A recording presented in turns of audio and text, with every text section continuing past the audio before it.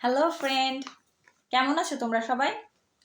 আজকে আমি এসেছি এই সিক্রেট টোন আপ সানস্ক্রিনটা নিয়ে রিভিউ দিতে। মানে এটা নিয়ে কিছুটা আলোচনা করব যে এটা কোন স্কিনের টোন ব্যবহার করতে পারবে, কোন স্কিন টোনের জন্য এটা ব্যবহার করা দরকার, বা কোন স্কিন টোন এটা ব্যবহার করতে পারবে না, এটা কতটুক স্কিনকে প্রোটেক্ট দিবে সান থেকে, এবং এটার আরও টুকিটাকি কিছু বিষয় নিয়ে আলোচনা করব।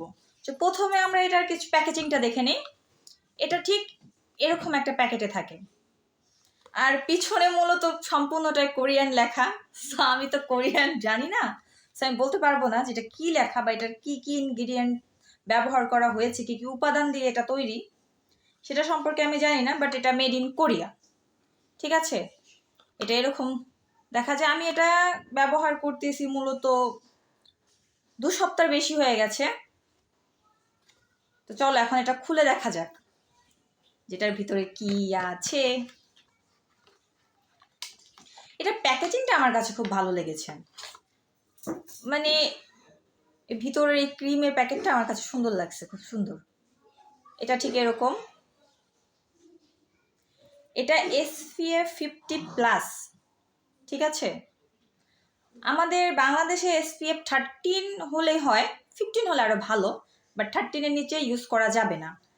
এটা মূলত সানস্ক্রিনের সাথে আপনাকে একটা বিবি বা সিসি ক্রিমের মতো টাচ আপ দিবে, মানে কিছুটা ফাউন্ডেশন টাচ আপ দিবে।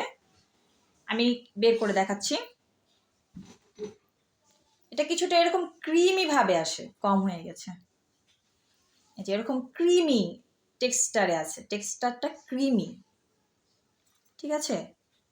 এই যে ঠিক আছে, এই সানস্ক্রিনটার সাথে কিছুটা ফাউন্ডেশন, মানে আমার তো মনে হচ্ছে কিছুটা ফাউন্ডেশন বা বিবি ক্রিম এরকম টাইপের কিছু মিক্স করা আছে। এটা ইউজ করলে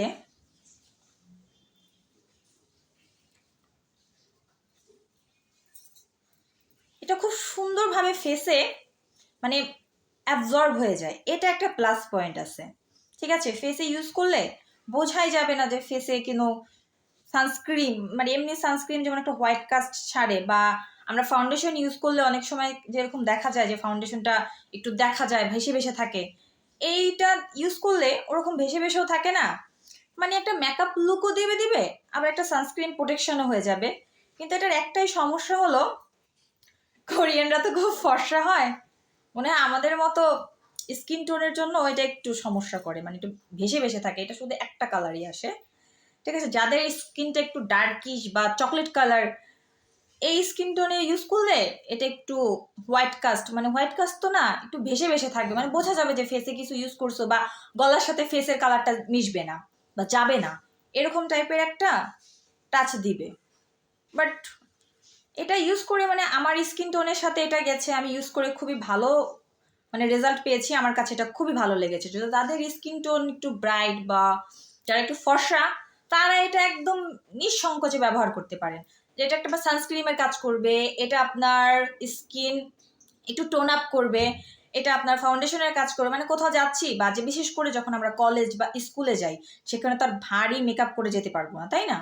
সো এরকম ক্ষেত্রে যাওয়ার জন্য এই সানস্ক্রিনটা আমার কাছে মনে হয় বেস্ট, কারণ এটা ইউজ করলে আপনার একটু মেকআপি লুকও দিয়ে দিবে, আবার একটু ন্যাচারাল ন্যাচারালও লাগবে। সো এটা আপনি ইউজ করে দেখতে পারেন। সো আমি আবার বলবো না যে 100% সবাই ইউজ করো, কারণ এটা আমার স্কিনে কোনো সমস্যা করেনি। কিন্তু যাদের স্কিনে অ্যালার্জির সমস্যা আছে, র্যাশের সমস্যা আছে, তারা আগে আগে প্যাচ টেস্ট করে নিয়ে তারপর ইউজ করাটা ভালো, কারণ দেখা গেল পরে কোনো সমস্যা দেখা দিল। বাট ওভারঅল যাদের স্কিনে কোনো প্রবলেম নেই তারা ইউজ করতে পারেন, এটা ভালোই। সো আজকে এই পর্যন্তই। কেমন লাগলো ভিডিওটা আমাকে জানাবে, ঠিক আছে? আর please please please like, share and subscribe my channel. Okay, tata.